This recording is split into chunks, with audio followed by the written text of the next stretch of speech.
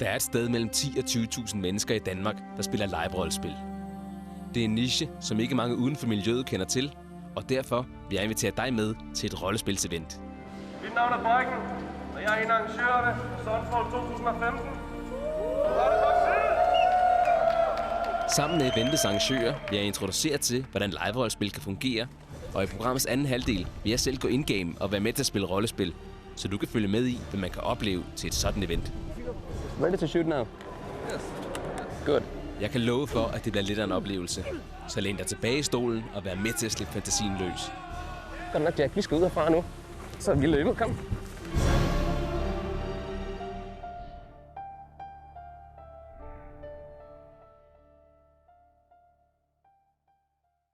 Velkommen her til Boesdal Kalkbrud, som ligger på Stevns. Normalt så er det her et unikt naturområde, men disse dage der bliver stedet her omdannet til en dyster og mørk fremtid. En fremtid, hvor jorden har været gået under, og de resterende mennesker kæmper for at overleve. Velkommen til rollespillets verden og det postapokalyptiske Sunfall.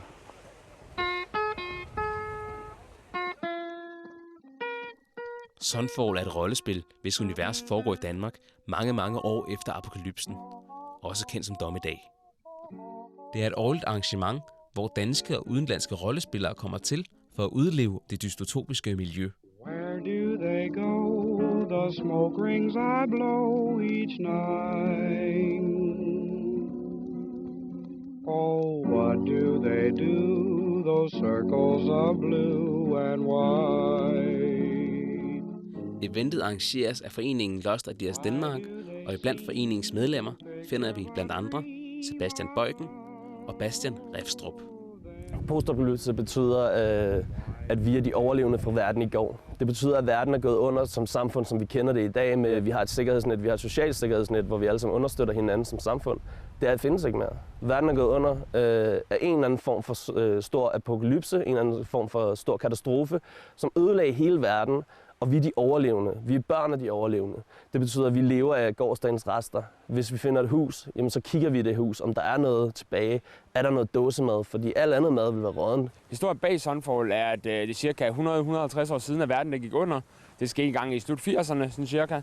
Og det er så nu, at folk de er begyndt at bande lidt sammen her, specielt under lag af pyramiden. Det er et meget stort praktisk sted, hvor man kan oprette grupper og sådan noget. Og det er så igen at prøve at få den normale hverdag til at fungere her i Sunfall. Det er et sted, hvor der er ikke nok medicin, der er ikke nok mad. Så folk er nødt til konstant at være aktive for at få samfundet til at virke og køre rundt. Og så er de hele tiden truet af røver ude fra os. Så det er lidt selve grundopsætningen på Sunfall. Apokalypsen er oftest kendetegnet ved en atombombe, men det kan være alt muligt. I Sunfall der beskæftiger vi os utrolig meget med klimaforandring. At det kunne lige så godt have været kæmpe solstråler, som havde ødelagt jordens klima, så derfor var samfundet gået under, og man var kommet tilbage til det samfund, hvor man kæmpede for at overleve. Eller man samlede sig i små høvdingestammer og små grupper, som for eksempel Sunfall, der består af 300 overlevende mennesker, som har samlet sig under en borgmester, som styrer Sunfall. Sunfall er det er et rollespil som basis jo, og så er det lidt et realistisk projekt om, hvordan verden og hverdagen kunne se ud efter Dommedag. Så vi forsøger at bruge Sunfall mere som bare et rollespil, men også som en form for politisk agenda i at forsøge at kickstarte folk til at tænke mere miljørigtigt og tænke over, hvordan vi påvirker samfundet i en god eller negativ retning, og hvordan vi påvirker miljøet i en god eller negativ retning.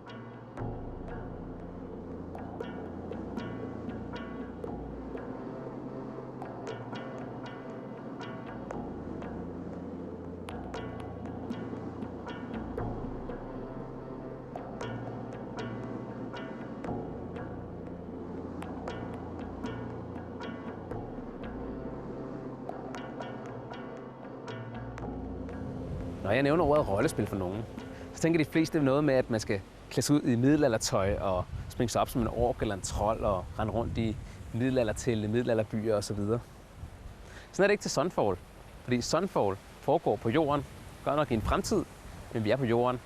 Så vi kan se for eksempel her, at folk har bygget deres beboelse op sådan med plastik udover, og så er det egentlig bare en gammel campingvogn osv. Og det samme med deres tøj. Det er også bare gammelt slidt tøj og sådan noget, de er på. Folk har ret meget kreativ frihed. Nogle bruger for eksempel motocrosspanser til at sørge for at simulere rustning, og nogle har sågar brugt rideveste til at simulere rustning, fordi i en hård fremtid, der vil man gerne prøve at beskytte sig bare en lille smule mod knivstikkeri og overfald og den slags, så alle kreative idéer går. Folk har bygget rustninger og kostymer af vejskilte og alt muligt lignende. Netop fordi, at man skal leve af gårdsdagens rester, så betyder det også, at ens påklædning for eksempel er meget anderledes i forhold til, hvad man ellers har set i rollespil eller i generel litteratur omkring fantasy. Hvor normalt i rollespil vil du have ringbrynje og pladerustning, hvor her der beskæftiger vi os meget mere med genbrug. Det vi har her for eksempel, det er skulderen. Det er lavet af toppen på forskellige kapsler eller dåser. Så vi har lavet et lille kreativt skulderpanser af, hvor man kan se, at det er lidt for at lave noget bling og lidt ekstra effekt, så det ser lidt mere postapokalyptisk ud. Det er kun lavet på den ene skulder, fordi vi tænker, at det behøver ikke være symmetrisk. I dommedag der er det lidt svært at få det hele til at ligne det samme. Så man bruger, hvad man kan, og bygger det bedste ud af det. Det, der driver spillet i Sunfall, det er, at folk de kæmper for at overleve. Folk de skal have ressourcer simpelthen. Folk de skal have penge. Folk de skal have mad. Nu kan vi for eksempel se, at vi er i et køkken. Og folk de skal have medicin. Medicin det skal bruges, fordi alle folk i princippet er døende. Hele verden den er radioaktiv. Det indikeres med de her armbånd, som folk får på. De her armbånd, der er en lille chip i, som fortæller, hvor syg du faktisk er. Spillernes radioaktivitetsniveau er indikeret ved et tal, som stiger løbende igennem spillet. Den eneste måde at forhindre tallet i at stige, er ved at indtage medicin, såkaldte Rad-X-piller. Man kan dog også blive behandlet med det meget sjældne Rad-Away, som direkte fjerner radioaktivitet og dermed sænker tallet. Hvis spilleren ikke får sin medicin, bliver spilleren gradvist mere og mere syg. Og enten så bliver du simpelthen død, hvis du får for meget radioaktivitet, eller også så bliver du forvandlet til en mutant. Mutanterne det er problemet, at der er i fremtiden ikke særlig meget lægelig videnskab, så mange frygter mutanter.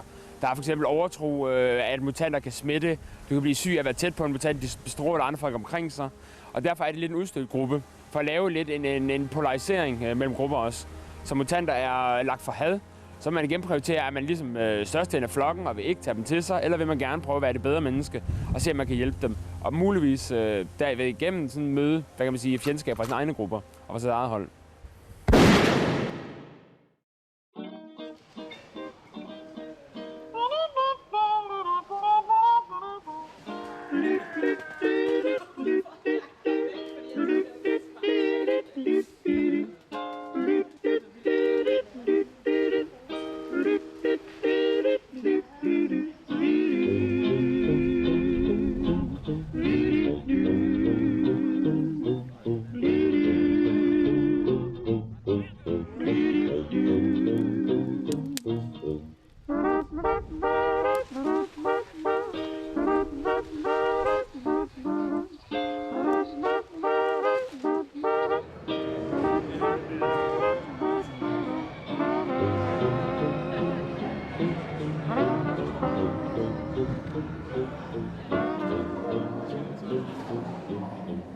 Der er selvfølgelig en historie i Sunfall, og hvert år er den ny. Netop fordi vi er her for det første underholde folk, og sørge for, at de har en sjov oplevelse i Sunfall-arrangementet. Der er en overordnet historie for det her scenarie, som er, at der er røvergrupper, 2 styks, som til det her scenarie vil prøve, og den ene gruppe vil prøve at forhandle med spillerne og samarbejde, og den anden vil gerne prøve at røve og plyndre. Hvor spilleren så kan tage stilling til, hvilken en af de 2 grupper, de bare har været sammen med. Potentielt set afvist af begge, hvor grupperne så vil slå sig sammen, og i fællesskab prøve at røve spillerne. Det er det historieark, vi prøver at lave til det her arrangement. Så næste, det vil så være at bygge videre på det med noget kontinuerlig historie. Også afhængig af, hvad spillernes valg er til det her arrangement. Det kan til at påvirke, hvordan historien er til næste arrangement. Sunfall hænger både sammen fra spilgang til spilgang, men også med vores tyske samarbejdspartnere, sådan så man faktisk kan tage sin karakter fra Sunfall og historien i Sunfall og rejse til Tyskland. Sådan så man også deltager i det tyske arrangement, som hedder Fate, som foregår i byen Angel Force i deres historie. Og de har kørt deres postapokalyptiske arrangement i mange år efterhånden. Så deres spillerbase er også en, vi har talt en del med, og derigennem fået trukket en hel del internationale. Vi har jo folk fra, jeg tror det er 7 forskellige nationaliteter med i det her arrangement. Så det er lidt bredt favnende, kan man sige, og ikke kun for danske unge. Aber alle haben so. Alle haben so. Ist es die Dose? Ja, no. Das ist Salt and Pepper Dose. Also eine. Das ist eine Butterdose. Våben her til Sunfall, der bruger vi primært Nerf guns og lignende våben, Vortex-våben og den slags, som kan købes i de fleste legetøjsbutikker. Hvis man lige giver dem et lille paintjob og lige får dem ridset lidt ned, så kan de gøre sig rigtig, rigtig fede. Jamen, det her er min butik. Jeg lejer våben ud her i The Grey Market. Nerf Guns er jo et system bygget til børn, originalt, hvor at man skyder med de her enormt harmløse patroner, som er skumpatroner. Og på forskellige måder kan de lades ind i dem her. Og det er alt sammen lufttryk, og så kan man skyde med dem. Det kræver lidt træning. Og de fås i alle mulige kalibre og størrelser. Og helt op i store, fuldautomatiske geværer, som larmer rigtig dejligt, hvis der er magasin i. Og batteri på og ting og sager. Ned til de til helt små håndpistoler, der også kan bruges. De er jo alle sammen grønne, blå, gule, orange, meget skrigende børnefarver, og så maler vi dem, skiller dem ad, maler dem, fjerner ting i dem, sætter dem igen. Der er også nogle hårde slidpunkter, hvor de får noget ekstra beskyttelse, lidt greb og sådan lidt. Så bliver det lækkert. Og så man begynder at lege med ekstra udstyr som skider og ting og sager. Til nærkamp, der bruger vi primært latexvåben, også med et fremtidsagtigt strejf. Ellers noget som brandøkser i latex og andre lignende våben med den slags. Gerne køller og bat og meget simple, primitive ting. Det er jo et rollespil, så vi skal jo helst komme helskindet hjem. Det vil sige, at vi har det, der hedder et latexvåben, som er skumgummi og latex, som udgør et form for våben, f.eks. en økse eller en hammer. Reglerne for det er, at du må ikke slå hårdt, men det gør heller ikke ondt normalt. Det gør generelt ikke ondt at blive slået med et latexvåben, netop fordi de er produceret med det øje med, at man skal kunne slå på hinanden for sjov. Så reglerne omkring det er, at du må ikke slå hårdt, og du må ikke slå i hovedet. Men derudover så er der frit leg. Reglerne til Stunfall er ret nemme. Det er et system, der er modsat mange andre sådan steder, man spiller rollespil. Kan man, så kan man. Det er baseret på, at hvis du er i stand til at kravle op ad væggen, så gør du det endelig. Hvis du skal til at prøve at lave en simuleret stuntfight med nogen, så taler I lige sammen først om, hvordan udfaldet skal være, eller I prøver bare frem, hvis det er nogen, du kender i hvert fald. Og så går det sådan uden særlig mange regler. Det er lidt et what you see is what you get system. Du kommer ikke til at se en eller anden komme gående og fortælle, at han er i stand til at lave 2.000 underlige specielle ting, som du ikke kan få et visuelt synligt bevis på. Hvis han kan det, så kan han det. Så er det super. Så må han gøre det. Hvis ikke, så gemmer vi det til en anden scenarie i hvert fald. Så holder vi lidt mere til det realistiske her i det her scenarie. I Sunfall er den store pyramide byens centrum. Det er her borgmesterkontoret findes, og det er her ødemarkens overlevende kan købe næsten hvad som helst på det lokale marked. Et marked, der er kendt og berygtet som The Grey Market. Det her, det er The Grey Market, og vi har mange boder her. Mange forskellige folk, der er kommet sammen. Nogle havde ikke engang mødt hinanden, før de stod her i går. Her har vi All Jack Casino, som egentlig var et af de første elementer, vi fandt på skulle være her. Og det var egentlig ikke meningen, at det var ham, der skulle have den, eller den skulle ligge her. Men Jack, han står herinde og er ved at rydde lidt op i sit casino og gøre klar.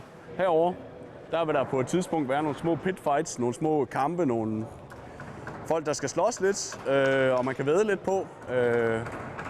Sådan stille og roligt.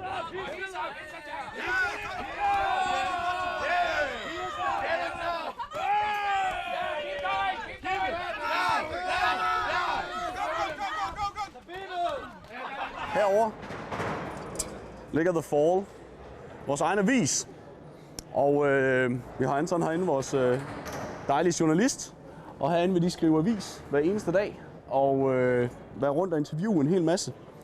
Og det skal blive rigtig, rigtig fedt. Jeg har set første udgave, og den er så sej. Her kommer noget af det allervigtigste. Vi vidste ikke, der skulle stå et tårn her, men det skulle der. Og heroppe bor Mr. Diamond, vores allesammens chef, vores lille mafiaboss, der kører sit helt eget show herinde. Han kan ligesom holde øje med det hele. Det er også ham, der styrer ligesom strømmen. Han tager en 10. af alle indtægter, og ham skal man være på den gode side med. Hernede er den smalle gade. Der har vi intet mindre end Bookers Books, som lige nu er ved at bygge et gevær i stedet for. Hej. Og det vi kan se det fjerne med bygget af stativer på sendinger deroppe, det er simpelthen borgmesterens eget hus.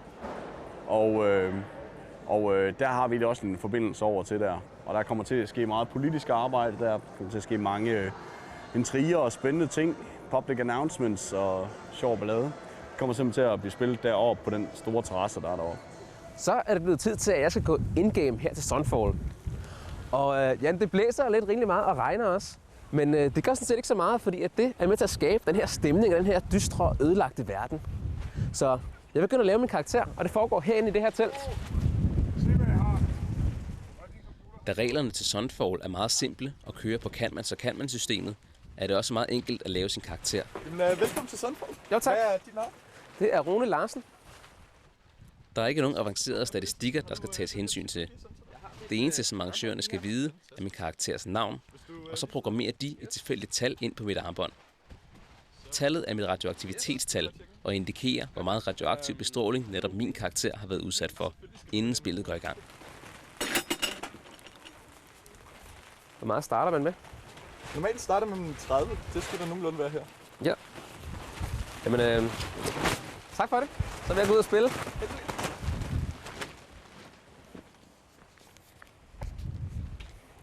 Så fik jeg simpelthen lavet min karakter. Det er noget nemmere, end det, jeg er vant til i nogle af de andre spil, jeg har spillet. Så jeg har fået nogle penge. Jeg skal i et kostume, og så skal jeg dernede af, hvor vi har in-game-området. Så kom jeg simpelthen i mit kostume. Og jeg har valgt sådan lidt western-agtigt look. Og som I kan se her, så er det selvfølgelig en western hat. En frakke, som min figur har fundet et eller andet sted. Og ja, nogle slidte arbejdsbukser og også nogle slidte kondisko. Så det er ikke fordi, at jeg er en cowboy, men det er bare det, som jeg nu har kunne finde, når jeg nu har bevæget mig ud i ødemarken. Som våben har jeg en latexøkse. Det er egentlig en, som jeg normalt bruger til fantasy-rollespil, men det kunne lige så godt have været en brændeøkse, jeg har fundet et eller andet sted. Og så har jeg også en lille kniv på mig, som kunne være en køkkenøkse eller et eller andet. Køkkenkniv selvfølgelig. Men jeg spiller jo simpelthen reporteren her, Mark Anderson. Og jeg kommer fra et sted, jeg har været ude at vandre rigtig, rigtig længe, så det er derfor, mit hår selvfølgelig er blevet langt, og mit skæg er blevet langt og sådan nogle ting. Men jeg har ikke set civilisation i rigtig lang tid. Så det er det, der kommer til at ske her, når jeg pludselig finder den her by, Sunfall. Min karakter Mark kommer fra en såkaldt vault. Et underjordisk beskyttelsesrum på størrelse med en hel by, hvor hans folk i generationer har holdt sig skjult. Der er ingen, der har forladt beskyttelsesrummet, siden dengang verden gik under, og derfor er der ingen i vaulten, som ved, hvordan verden ser ud udenfor. Mark er derfor en slags opdagelsesrejsende, der sammen med sin kameramand Jack vil fortælle sit folk om sine oplevelser i denne ukendte og mystiske ødelagte verden. Kameraet er altså her en del af optagelserne, så kameramanden bliver også påvirket af hændelserne og omgivelserne, og ikke mindst af vejret. Nå, Jack, er der gang i mikrofonen? Er der gang i kameraet også? Hallo? Test? Godt nok. Det kører. Godt. Prøv at høre her engang. Jeg har vandret nu i månedsvis. Og ja, som vi kan se, sidste gang jeg lavede et indslag, der var mit skæg noget kortere. Men nu er det endelig lykkedes mig herude i ødemarken at finde noget, der ligner civilisation. Prøv at komme med herover en gang. Herovre, der ligger sådan en pyramide. Der ligger en pyramide, og jeg anede nogle mennesker før, der vandrede rundt derhenne. Men spørgsmålet er, om de egentlig er fjendtlige, eller hvad det er for noget. Men jeg synes, vi skal sådan bevæge os lidt tættere på og se, hvad det er for noget, der er derhenne. Jack, på den der knæ. Jeg synes, jeg så nogle mennesker herude. Hørte nogle stemmer.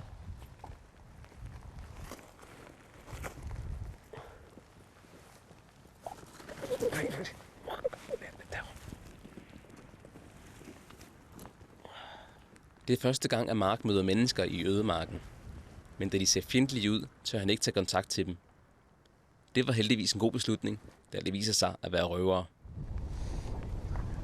Der er flere mennesker der. Jeg er reporter. Mark tager i stedet kontakt til den nytilkommende gruppe, som kalder sig The Reefers. Jeg har ingen venner. Jeg er bare rundt og vandrer alene. Sådan, ja. Okay. Okay, du finder. Se, hvad det laver. The Reefers tilbyder Mark, at han kan følge med dem til Sunfall by i sikkerhed for røverne. Bare hold dig til os. Det tilbud tager han imod, men da han når frem til byen, viser det sig, at de ikke gjorde det helt af ren venlighed. Sådan, det vil være den sikre måde at komme ind på. Okay, så I vil have nogle kontanter? De påstår, at Mark skylder dem 10 chits, som pengene i området hedder. Det skylder han, fordi de har eskorteret ham ned til porten. Mark synes, det er urimeligt at prøve at forhandle med dem. Det er også vigtigt at være på god fod med nogen, altså, så man har et sted at starte. Ja. Det er en dårlig idé at lave fjender, før du kommer ind i byen. Han ender med at betale 20 chits, men til gengæld får han en Rad-X-pille med i købet. Det er sådan en her, vi snakker om. Den har du købt nu. Ja. Hvis ikke han skal dø, eller være nu mutere. Selvfølgelig, Jack skal selvfølgelig også have med. The Reefers gør nemlig Mark opmærksom på, at både han og hans kameramand er alvorligt syge, da de aldrig før har taget antiradioaktiv medicin. Hvad er der radioaktivt herude? Ja, og i alt den mad, du har spist, mens du har rejst derude. Alt det vand, du har drukket. Nå. Selv i regnen her. Men de har medicin derinde. Og vi har Mark har jo levet under jorden det meste af sit liv, og kender derfor ikke til radioaktivitet i luften. Men så skylder du os. Da Mark kommer ind i Sunfall, beslutter han sig ret hurtigt for at få undersøgt, hvor syg han egentlig er. Godt. Herover var der et sygehus, hvor vi lige kan få testet, hvor syge vi egentlig er. Så sætter du den bare på. Ja. Så går du lidt højt med det. Det viser sig, at Mark er på 3. radioaktive stadie, og er derfor temmelig alvorligt syg. Du er meget syg, og man kan mutere. Som spiller har jeg ikke kendt mit radioaktivitetsniveau før nu, og derfor kan jeg først nu spille på, hvor syg jeg egentlig er. På grund af sygdommen beslutter Mark sig for at lede efter flere Rad-X-piller på The Grey Market og går ind i en butik for at se, hvad de tilbyder. Du snakker ikke dansk? Not dansk, English. Det viser sig at være nogle tyske handelsfolk, som kommer fra en stor by i Tyskland, der hedder Angel Falls. Bemærk, at Angel Falls er byen, hvor det tyske postapokalyptiske rollespil Fate finder sted. Da Sunfall og Fate foregår i samme univers. Special things for healthy. Healthy things, yeah. Tobacco, food. I'm looking for Rad-X. Den tyske butik har ganske vist Rad-X, men de bliver dog ikke særlig glade, da de finder ud af, at Mark næsten ingen penge har tilbage. What? I don't have any money. Yeah, then fuck off and go away. What? You don't have money? No. Why you come to the shop without money? So how do I get some more money here? Rip some off? Oh, a taxum guy. Yeah, take somebody, rip someone off, or sell something. Okay. Maybe you can sell your teeth or a leg or kidney. You give you $40 for the jacket. 40. Oh. It's a way to get money. Just sell the stuff, go naked. Well, that's my protection for rain. Acid rain. Yeah, but you have a protection of acid rain, but no Rad-X, so fuck off. If you're a mutant, you don't need the protection, so sell it and get Rad-X. Mark kan derfor intet købe og beslutter sig for at vandre videre på The Grey Market for at se, om han kan tjene nogle penge til at købe Rad-X for. Hvad står der her? Al's, Jack's Casino, All Jack's Casino. Come in if you're feeling lucky. We do, yeah. Blackjack, we're playing a game of blackjack. Yeah. Want to chip in or, well, it's a bit too late actually. I'll just play this game with this fine fella. Inde på casinoet er der allerede et spil i gang, så Mark må vente til det bliver hans tur. Jack, vil du prøve at komme på den anden side? Prøv at fylde den om på den anden side. Og så får fra en anden vinkel af. 3. I advise 3. Alright. Bet 3. So. 3 chips. I'll be. Watch out for those. I stand. Yeah, definitely stand. Ja, Jack. Jamen, Jack, vi er gået igen. Jeg håber, du fik nogle gode optagelser. Kom, Jack. Jeg har lige scoret sådan en 20'er. Jeg nåede på en 20'er, mens de kiggede væk.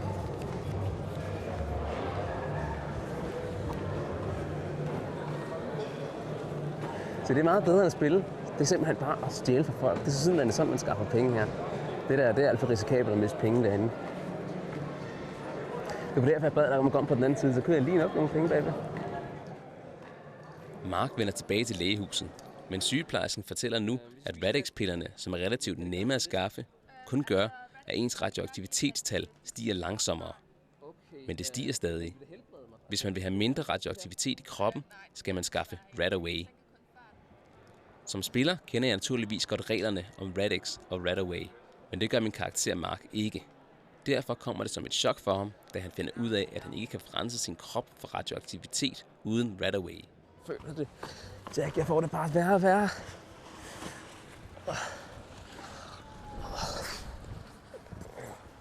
Som jeg har feber eller sådan noget. Han begynder derfor at lede over alt.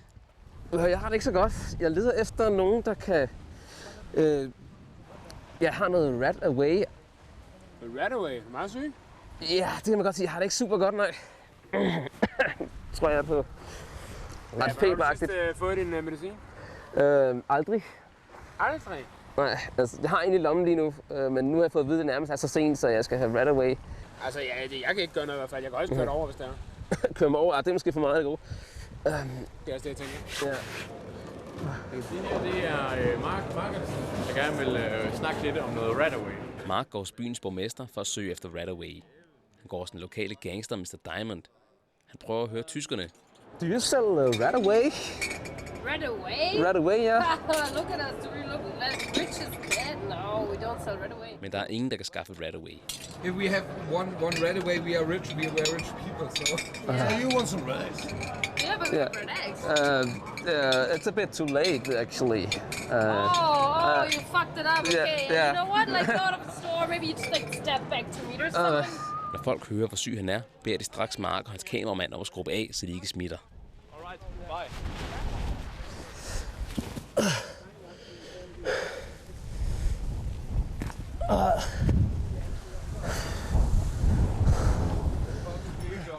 Til sidst ender Mark hos en tilfældig læge for at få hjælp. Hallo? Jeg har sådan brug for at komme med noget radioaktivitet. Altså, det er der jo råd for. Man kan jo købe medicin for i dyre domme jo. Ja. Sådan en pille her. Ja, problemet er, at det vil være sådan, så det ikke rigtig er nok. Jeg skal have noget, der kan fjerne noget af det. Noget, der kan fjerne noget af det? Ja. Jamen, bum. Det er jeg fandme ked af at høre. Fordi at, der er kun én vej. Hvad er det? Det er, at når man bliver nok radioaktiv, ja, så bliver man sendt ud i ødemarken. Der er ikke nogen vej tilbage. Nej. Det er en trappe, der kun går opad. Jeg har hørt om Radaway. Radaway. Det er ikke noget, vi har fat i overhovedet. Jeg har lige noget, du måske lige kan prøve. Ja. Skal du se.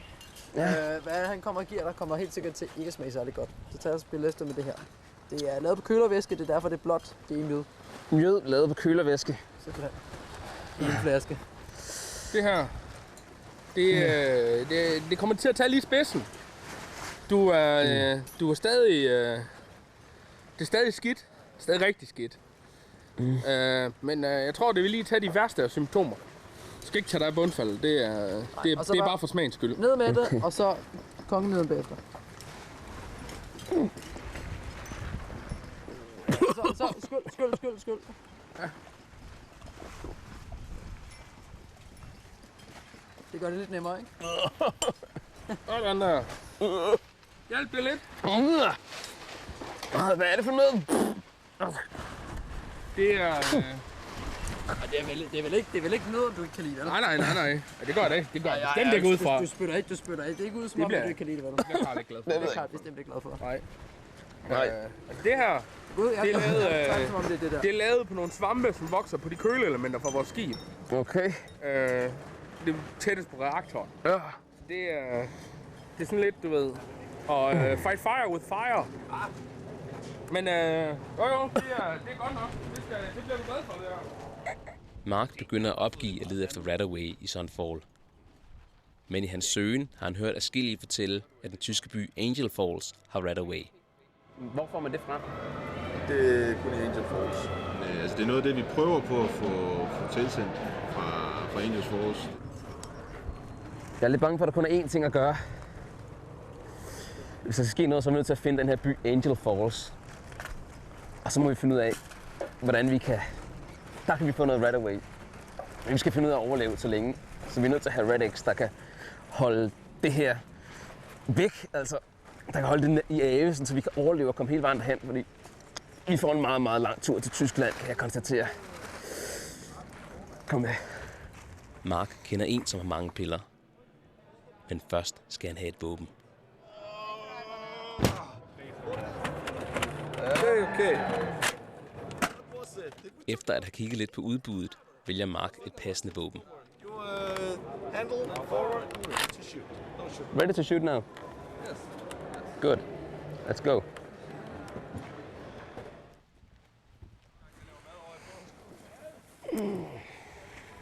Nu er det tid til at skaffe Radix. Hallo? Vi ses senere. Ja. Jeg vil godt lige spørge om nogle ting. Ja, selvfølgelig. Det var noget med, at du havde noget Radaway. Jeg har noget Radix. Radix og sådan det var. Ja. Du må se, hvor meget du har. Det er sådan en her. Hvor meget? Er det, hvad du har? Det er, jeg har mere. Men Vil du så give mig det? du kan godt få det. Ja. Men du kommer til at fortryde det. Voldsomt. Hvorfor det? Fordi dem derhenne, de har masser af guns, og du er slet ikke gået langt nok væk fra dem. Så kom, følger du med? Ja. Godt. Skal ikke stjæle fra The Reefers. Okay, og hvorfor ikke? Nu er jeg gået med dig. Ja. Enten kommer jeg ikke tilbage, eller så kommer jeg tilbage med alle mine ting. Eller så kommer de efter. Jamen, vi er en stor familie. Nu har du stjålet for os. Du bad selv om det.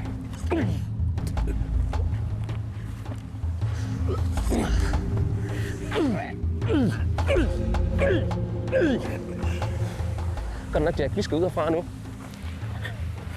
Kom så.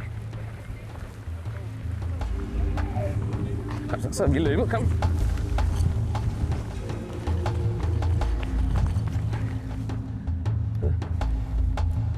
Kom så. Vi skal ud. Kom, Jack. Vi er smuttet.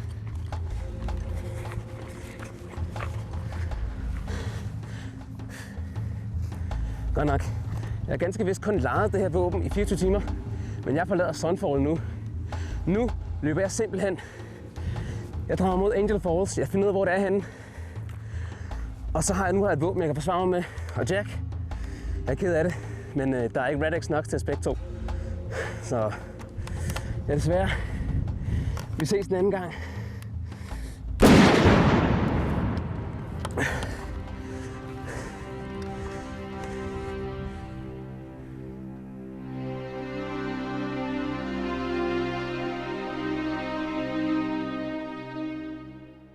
Efter at have dræbt sin kameramand, forlod Mark Anderson området. Han havde opgivet at være reporter. Nu drejede det sig kun om overlevelse. Bevæbnet med et gevær drog han alene afsted ud i ødemarken og håbede på at have Radix-piller nok til at kunne nå hele vejen til Tyskland og blive helbredt.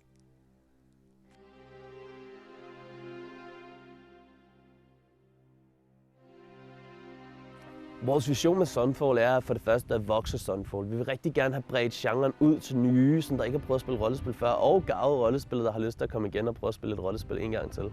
Fremtiden for Sunfall, vores plan lige nu er, at vi får lavet en serie af arrangementer som det her, hvor vi laver en kontinuerlig historie, der går fra den ene ende til den anden, og hvor hver eneste valg, man laver, der har nogle konsekvenser. Om vi samarbejder med røverne og banditterne i den her, om vi slås med nogle af de andre, hvordan de hele afvikler det. Det kommer til at lave en indvirkning på historien til det næste arrangement og til det tredje osv. Vi vil gerne udforske genren mere. Vi vil gerne se, hvad der gemmer sig i den postapokalyptiske genre. Og vi vil gerne se mange flere deltagers visioner om, hvad den postapokalyptiske genre kan byde på. Netop fordi det, vi egentlig gør med Sunfall, det er, at vi etablerer en sandkasse. Vi giver et sted, hvor folk kan udleve deres drømmer, deres visioner, deres idéer. Og det er det, vi gerne vil blive ved med at dyrke. Det er at dyrke miljøets idéer. Vi vil gerne blive ved med at dyrke folks egne visioner, egne idéer og egne drømme. Så fik jeg simpelthen spillet noget Sunfall. Det var noget anderledes end det fantasy, som jeg er vant til at spille, men det var bestemt interessant. Jeg fik også fat i en lille Nerf gun her, og fik lov til at lave noget ballade. Det var ret sjovt at få fat i sådan en. Man kan sige, at det var måske lidt synd for nogle af de personer, som jeg endte med at stikke ned, den kære læge og skyde min kameramand. Men Det er sådan noget, der gør det fedt at spille rollespil. At du kan lave nogle ting, som du aldrig ville gøre i virkeligheden. Sunfall, det fortsætter lidt endnu, men rollespillets verden er slut for nu.